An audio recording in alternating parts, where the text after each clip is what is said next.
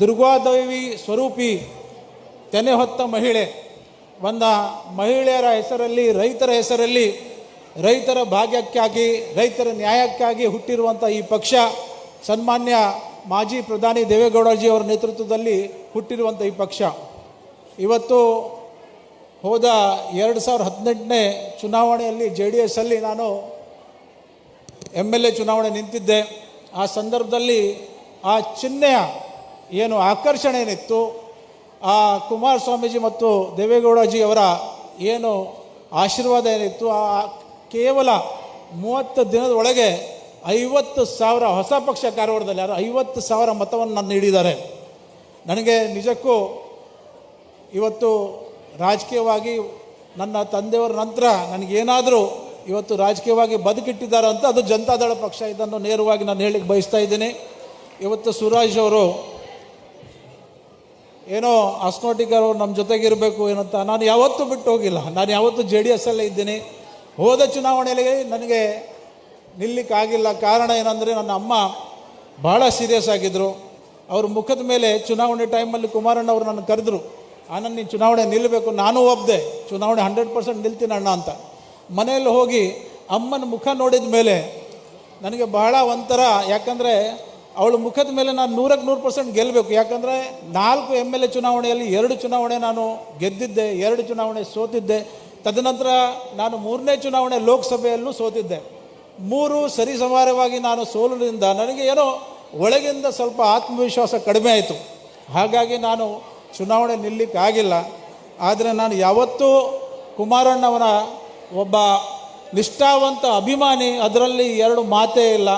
ಅದು ಕುಮಾರಣ್ಣಗೆ ಮತ್ತು ನನ್ನ ಪ್ರೀತಿ ಮತ್ತು ಕುಮಾರಣ್ಣನ ಪ್ರೀತಿ ನನಗೆ ವೈಯಕ್ತಿಕವಾಗಿ ಅಪಾರ, ನನ್ನ ಅಣ್ಣಂತರ ಅವ್ರ ಮೇಲೆ ಪ್ರೀತಿ ಇದೆ. ಸೊ ಈ ಸಂದರ್ಭದಲ್ಲಿ ಜಾಸ್ತಿ ಮಾತನಾಡದೆ ನಾನು 2-3 ಅಂಶಗಳು ನಮ್ಮ ಜಿಲ್ಲೆಯ ಒಂದು ಏನು ಸಮಸ್ಯೆಗಳಿದ್ದಾವೆ ಆ ಸಮಸ್ಯೆಗಳ ಬಗ್ಗೆ ನಾನು ಸನ್ಮಾನ್ಯ ನಿಖಿಲ್ ಕುಮಾರಸ್ವಾಮಿ ಅವರ ಗಮನಕ್ಕೆ ತರಲಿಕ್ಕೆ ಬಯಸ್ತಾ ಇದ್ದೀನಿ. ಅಣ್ಣ, ನಮ್ಮ ಜಿಲ್ಲೆ ಇವತ್ತು ಕಾರವಾರ, ಕುಮಟಾ ಕ್ಷೇತ್ರ ಆಗಲಿ, ಶಿರ್ಸಿ ಕ್ಷೇತ್ರ ಆಗಲಿ, ಯಾವುದೇ ಕ್ಷೇತ್ರ ಭಟ್ಕಳಾಗಲಿ, ಆದರೆ ಬೆಂಗಳೂರಲ್ಲಿ ಈ ಕ್ಷೇತ್ರವನ್ನು ಕರೆಸುವುದು ಕಾರವಾರ ಕ್ಷೇತ್ರ. ಜಿಲ್ಲೆಯ ಹೆಸರು ಕಾರವಾರ. ಗೊತ್ತಿಲ್ಲ, ಈ ನಮ್ಮ ಜಿಲ್ಲೆಗೆ ರಾಜ್ಯದಲ್ಲಿ ಈವರೆಗೂ ಯಾವುದೂ ಪ್ರಾತಿನಿಧ್ಯ ಸಿಕ್ಕಿಲ್ಲ. ನಮ್ಮದು ಸರ್ಕಾರದಲ್ಲಿ ಯಾವುದೇ ಕಾರ್ಯಕ್ರಮ ಬಂದರೆ ನಾವು ಕೊನೆ ಪಂಥದಲ್ಲಿರ್ತೀವಿ. ಕಾರವಾರ ಕ್ಷೇತ್ರ ಕೊನೆ ಪಂಥದಲ್ಲಿರ್ತದೆ. ಈವರೆಗೂ ಬೇಸಿಕ್ ನೆಸೆಸಿಟಿ, ಬೇಸಿಕ್ ಕಾರ್ಯಕ್ರಮಗಳು ಸಹ ನಮ್ಮ ಜಿಲ್ಲೆಗೆ ತಲುಪುವುದಿಲ್ಲ. ಅದಕ್ಕೆ ಏನು ಕಾರಣ? ಯಾವುದೇ ಸರ್ಕಾರ ಬಂದರೂ ಸಹ ನಮ್ಮ ಜಿಲ್ಲೆಯನ್ನು ಬದಿಗಿಡ್ತಾರೆ, ನಮ್ಮನ್ನು ನೋಡುವುದೇ ಇಲ್ಲ, ಯಾವುದೇ ಸ್ಪಂದನೆ ಇಲ್ಲ. ಈವರೆಗೂ ನಮ್ಮ ಮಂಗಳೂರು, ಉಡುಪಿ ಮಂಗಳೂರು, ನಮ್ಮ ಪಕ್ಕದ 100 ಕಿಲೋಮೀಟ್ರಲ್ಲಿ ಉಡುಪಿ ಮತ್ತು ಮಂಗಳೂರು ಇದೆ. ಇವತ್ತು ಉಡುಪಿ ಮತ್ತು ಉತ್ತರ ಕನ್ನಡ ಜಿಲ್ಲೆ ಮತ್ತು ದಕ್ಷಿಣ ಕನ್ನಡ ತಾವು ಹೋಲಿಸಿದರೆ ಇವತ್ತು ಮಂಗಳೂರು ಅಮೇರಿಕಾ ಆದರೆ ನಾವು ಶ್ರೀಲಂಕಾ, ಆ ಪರಿಸ್ಥಿತಿಯಲ್ಲಿದ್ವಿ.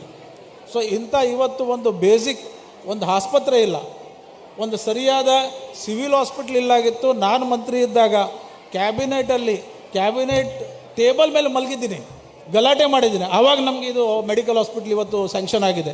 ಇಂಜಿನಿಯರಿಂಗ್ ಕಾಲೇಜ್ ಮಾಡುವಾಗಲೂ ಅದೇ ಕಷ್ಟಪಟ್ಟಿದ್ದೀನಿ. ಆದರೆ ಇವತ್ತು ಬೇಸಿಕ್ ಏನಾದರೂ ಹೆಚ್ಚು ಕಡಿಮೆ ಆದರೆ, ಒಂದು ಹಾರ್ಟ್ ಪೇಷಂಟ್ ಆಗಲಿ, ಸಣ್ಣ ಕಾಯಿಲೆ ಆದರೂ ಸಹ ನಾವು ಮಂಗಳೂರು ಮತ್ತು ಉಡುಪಿ ಇಲ್ಲದ್ರೆ ಗೋವಾ ಹೋಗಬೇಕಾಗ್ತದೆ. ಸೊ ಈ ಪರಿಸ್ಥಿತಿ ನಮ್ಮದಿದೆ.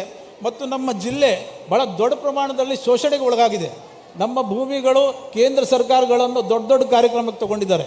ಕೈಗಾದಲ್ಲಿ ಇವತ್ತು 6ನೇ ಮತ್ತು 8ನೇ ಸುಮಾರು 2,000 ಮೆಗಾವ್ಯಾಟ್ದು ಇವತ್ತು ಪ್ರಾಜೆಕ್ಟ್ ಆಗ್ತಾ ಇದೆ, ನ್ಯೂಕ್ಲಿಯರ್ ಪವರ್ ಪ್ರಾಜೆಕ್ಟ್. ಅದೇ ರೀತಿ ನಮ್ಮ ಸೀಬರ್ಡ್ ಪ್ರಾಜೆಕ್ಟ್, ಅದು ಡಿಫೆನ್ಸ್ ಪ್ರಾಜೆಕ್ಟ್, ಅದು ಸುಮಾರು ಮೀನುಗಾರರ ಸಮುದ್ರವನ್ನು ಇವತ್ತು ಮುಳುಗಾಕಿದ್ದಾರೆ. ಸೊ ಅಂಥ ಒಂದು ಕಾರ್ಯಕ್ರಮ ನಮ್ಮ ಜಿಲ್ಲೆಗೆ ಬಂದಿದೆ. ಜಿಲ್ಲೆಗೆ ಯಾವುದೇ ಒಂದು ನ್ಯಾಯ ಆಗಿಲ್ಲ ಅಣ್ಣ. ಇವತ್ತು ಮೊನ್ನೆ ಇಂಡಿಯಾ ಪಾಕಿಸ್ತಾನ್ ವಾರ್ ಆಯಿತು, ತಾವು ನೋಡಿದ್ರಿ. ಆ ಇಂಡಿಯಾ ಪಾಕಿಸ್ತಾನ್ ವಾರ್ದಲ್ಲಿ ಅವರು ದಿನನಿತ್ಯ ಕಾರವಾರ ಸೂಕ್ಷ್ಮ ಪ್ರದೇಶ ಅಂತ ಹೇಳ್ತಾಯಿದ್ರು. ಉತ್ತರ ಕನ್ನಡ ಜಿಲ್ಲೆ ಅಗ್ದಿ ಸೂಕ್ಷ್ಮ ಇತ್ತು. ಏನಾದರೂ ಬಾಂಬ್ ಬಿದ್ದರೆ ನಮ್ಮ ಕ್ಷೇತ್ರಕ್ಕೆ ಬರಬೇಕಾಗಿತ್ತು, ನ್ಯೂಕ್ಲಿಯರ್ ಕೈಗಾದಲ್ಲಿ ಬರಬೇಕಾಗಿತ್ತು, ಮೊದಲು ನಾವು ಸಾವಬೇಕಾಗಿತ್ತು. ಇವತ್ತು ಕೆಲಸ ಒಂದು ಎಂಪ್ಲಾಯ್ಮೆಂಟನ್ನು ಎಲ್ಲಿ ನಿಯಮ ಇದೆ, 16 ಕಿಲೋಮೀಟ್ರಿಗೆ ಮೊದಲನೇ ಆದ್ಯತೆ, ಅದರ ನಂತರ ಜಿಲ್ಲೆ ಜನರಿಗೆ ಆದ್ಯತೆ. ಇವತ್ತು ಆಂಧ್ರ, ತಮಿಳುನಾಡು, ಬಾಂಬೆ, UP, ಬಿಹಾರದಿಂದ ಜನ ಬಂದು ಕೆಲಸ ಮಾಡ್ತಾ ಇದ್ದಾರೆ. ನಮ್ಗೆ ಯಾವುದೂ ನ್ಯಾಯ ಸಿಗ್ತಾ ಇಲ್ಲ. ಮತ್ತು ಮೀನುಗಾರರು ಇವತ್ತು ದೊಡ್ಡ ಸಮಸ್ಯೆಯಲ್ಲಿದ್ದಾರೆ. ಇಡೀ ಸಮುದ್ರ ದಂಡೆಯಲ್ಲಿ ದೊಡ್ಡ ಮೀನು ಬಂದರುಗಳು ಬರ್ತಾ ಇದ್ದಾವೆ. ಆದರೆ ಮೀನು ಸಮುದಾಯಗಳನ್ನು ಯಾರೂ ಗಮನಕ್ಕೆ ತಗೊಳ್ತಾ ಇಲ್ಲ. ಅವ್ರ ಕಷ್ಟ ಸುಖ ಕೇಳಲಿಕ್ಕೂ ಯಾರಿಲ್ಲ. ಮೊನ್ನೆ ಉಸ್ತುವಾರಿ ಸಚಿವರು ಲೋಕಲ್ ಸಚಿವರು ಮೀನುಗಾರರು ಪ್ರತಿಭಟನೆ ಮಾಡ್ತಾ ಇದ್ದಾರೆ. ನಿಂತು ಒಂದು ಶಾಂತವನ್ನು ಕೇಳಲಿಕ್ಕೂ ಅವ್ರಿಗೆ ಟೈಮ್ ಇಲ್ಲ, ಗಾಡಿಯಲ್ಲಿ ಕೂತಿದ್ದಾರೆ. ಆದರೆ ರೆವೆನ್ಯೂ ಮಿನಿಸ್ಟರ್ ಹೊರಗೆ ಬಂದು ಮಾತಾಡ್ತಾ ಇದ್ದಾರೆ. ಇಂಥ ಪರಿಸ್ಥಿತಿ ನಮ್ದಿದೆ. ನಾನು 86 kg ಇದ್ದವಳು 71 kg ಬಂದಿದ್ದೀನಿ. ವಯಸ್ಸಾದ್ಮೇಲೆ ಸ್ಮಾರ್ಟ್ ಆಗಿ ಕಾಣ್ತೀರ ಅಂದ್ರೆ ಜಿನ್ನಿ. 126 kg ವೇಟ್ ಇದ್ದು ನಾವು ಈಗ 114 kg ಲೆಕ್ಕ ಬಂದಿದ್ದೀವಿ. ಯಾವುದೇ ಸೈಡ್ ಎಫೆಕ್ಟ್ ಆಗಿಲ್ಲ. 84ರಿಂದ 50 kg ಬಂದೆ, ಆಮೇಲೆ ಸಣ್ಣಗೆ ಫಿಟ್ ಆಗಿದ್ದೀನಿ. ಅದಕ್ಕೆ ನಾನು ಯೂಸ್ ಮಾಡ್ತಾ ಇರೋದು ಜೀನಿ ಸ್ಲಿಮ್. 84ರಿಂದ 50 kg ಬಂದೆ, ಆಮೇಲೆ ಸಣ್ಣಗೆ ಫಿಟ್ ಆಗಿದ್ದೀನಿ. ಅದಕ್ಕೆ ನಾನು ಯೂಸ್ ಮಾಡ್ತಾ ಇರೋದು ಜೀನಿ ಸ್ಲಿಮ್. ಸಣ್ಣ ಆಗಕ್ಕೆ ಜೀನಿ ಸ್ಲಿಮ್ ಯೂಸ್ ಮಾಡದೆ ಹೆಲ್ದಿನೂ ಅದೇ. ನೀವು ಸಣ್ಣ ಆಗ್ಬೇಕಾ, ಹೆಲ್ದಿ ಆಗ್ಬೇಕಾ? ಹಾಗಿದ್ರೆ ಜೀನಿ ಸ್ಲಿಮ್ ಯೂಸ್ ಮಾಡಿ. ಸಣ್ಣ ಆಗೋದಕ್ಕೆ ಯಾವುದೋ ಪ್ರಾಡಕ್ಟ್ ಹೇಳ್ತಾ ಇದ್ದಾಳೆ, ಏನಾದರೂ ಸೈಡ್ ಎಫೆಕ್ಟ್ಸ್ ಇದೆ ಅಂತ ಯೋಚನೆ ಮಾಡ್ತಾ ಇದ್ದೀರಾ? ಖಂಡಿತ ಇಲ್ಲ, ಯಾಕಂದರೆ ಇದು ಕೆಮಿಕಲ್ ಫ್ರೀ. ಸಣ್ಣ ಆಗಬೇಕು ಅಂದರೆ ಜೀನಿ ಸ್ಲಿಮ್ ಯೂಸ್ ಮಾಡಿ. ಹೆಚ್ಚಿನ ಮಾಹಿತಿಗೆ ಕೆಳಗೆ ಡಿಸ್ಪ್ಲೇ ಆಗ್ತಿರೋ ನಂಬರ್ಗೆ ಕಾಲ್ ಮಾಡಿ.